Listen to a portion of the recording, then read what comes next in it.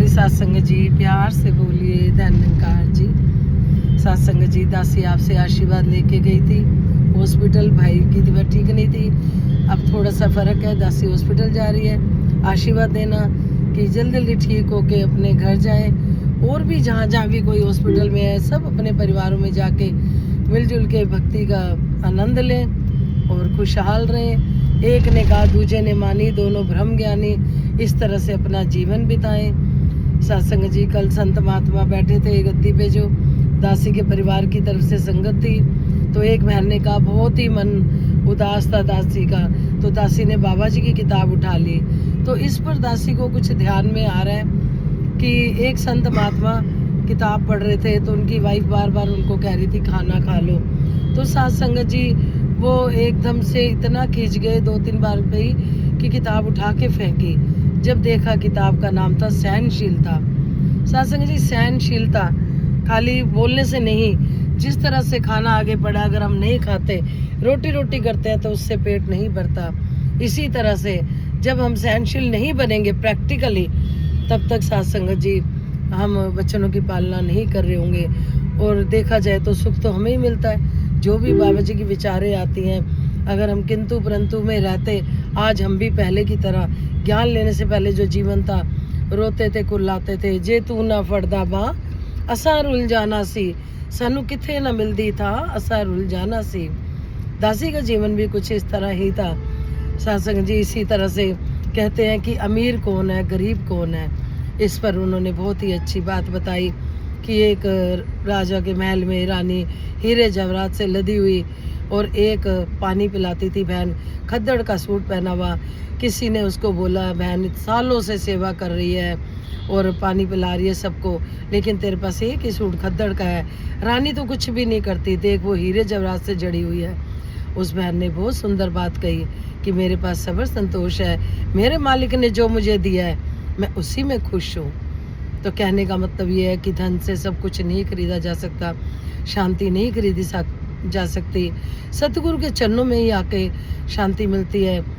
जिस तरह से आपकी पोती को गीत बड़ा पसंद है, रोती हुई चुप हो जाती है, सोती है। पुरातन संपूर्ण अवतार वाणी बहुत पसंद है। 3 तरह की संपूर्ण अवतार वाणी दासी चलाती है, लेकिन उसको पुरातन वाली बहुत अच्छी लगती है, रोती हुई चुप हो जाती है। तने जदू मन डोले तेरा गुरानू याद करया कर, जदू मन डोले तेरा गुरानू याद करया कर, गुरानू याद करया कर, कि तू फरियाद करया कर, जदो मन डोले। सतगुरु साडे नाल निभांदे, कदे न सानू भुलदे। सतगुरु साडे नाल निभांदे, कदे न सानू भुलदे।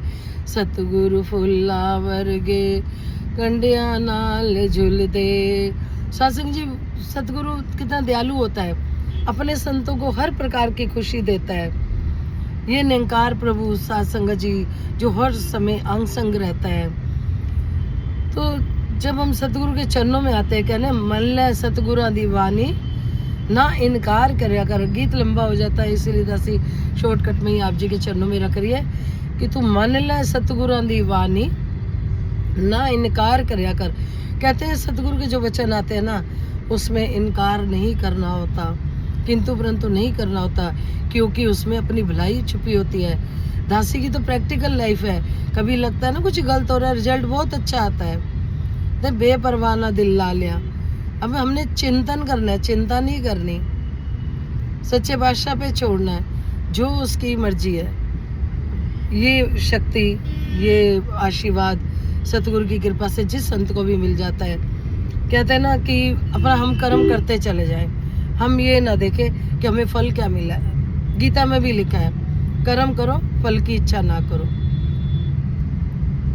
ये जितना भी दिखाई दे रहा है, जिनके पास ज्ञान है उनको पता है, सब नाशवान है। एक रहने वाला निरंकार है, जो हमारा निज घर है। हमें सतगुरु ने जीते जी आत्मा का घर दिखा दिया। तो सत्संग जी, सहनशील बोलना ही नहीं, बनना भी है। और जो हम कर्म करते हैं, ये निरंकार प्रभु हर समय देख रहा होता है। हर पल हर घड़ी देख रहा होता है। जिस तरह से सत्संग जी सब्र संतोष धन खरीदा नहीं जा सकता। हम जितना सिमरन करते हैं सत्संग जी, उतना ही परमात्मा हमारे पे कृपा करता है।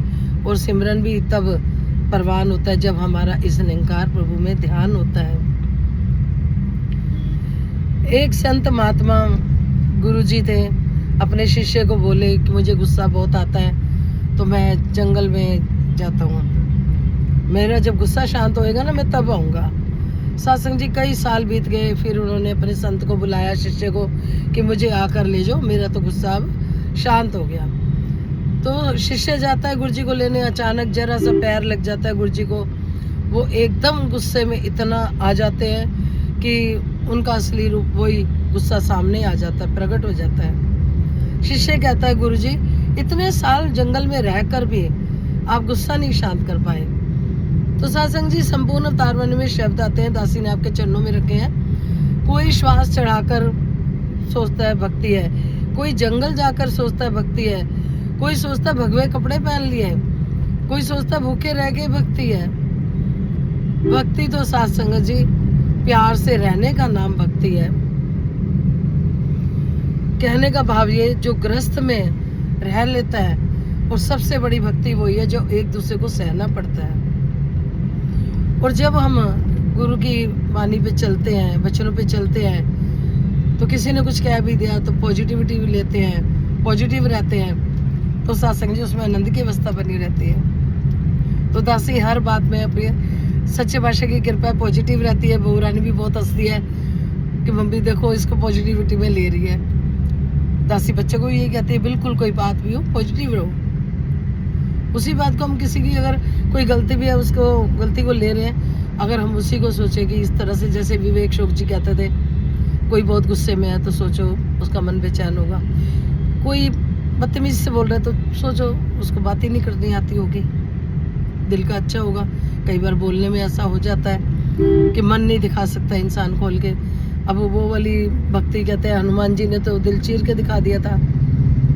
आज वो समय नहीं है कि दिल खोल के दिखाया जाए कि क्या है। तो कल संत महात्मा बैठे थे दासी के परिवार की तरफ से जब संगत थी, तो वो ये कह रहे थे कि मैंने किसी को बार बार पानी पीते देखा स्टेज पे, तो मेरा ही गला खराब हो गया, क्योंकि मैंने उनका मजाक करा कि बार बार इतनी विचार नहीं कर रहे जितना पानी पी रहे हैं। आज दास का गला खराब रहता है, तो इसीलिए कहते हैं किसी का मजाक नहीं उड़ाना चाहिए।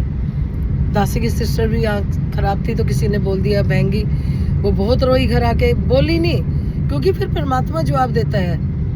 बोली नहीं, अगले दिन ही जिस इंसान ने बोला था उसके हाथ पे जल गया उसका हाथ। हम ये नहीं कहते हमने किसी के लिए कुछ बुरा मांगना है, नहीं, लेकिन परमात्मा को पसंद नहीं आता कि मेरे भक्त को परेशान क्यों करा। तो दासी यही कहेगी कि इनके चरणों में जब हम सिर झुकाते हैं तो मन भी झुका रहे। सच्चे बादशाह आपके वचनों की पालना करते हुए जीवन बीते। तो दासी बस हॉस्पिटल आने वाला है, कृपा करना, मेहर करना कि संत बन के संत भाव से दासी जा रही है। एक बहन का रोल नहीं, संत सतगुरु भेज रहा है, आप संत महात्मा भेज रहे हो।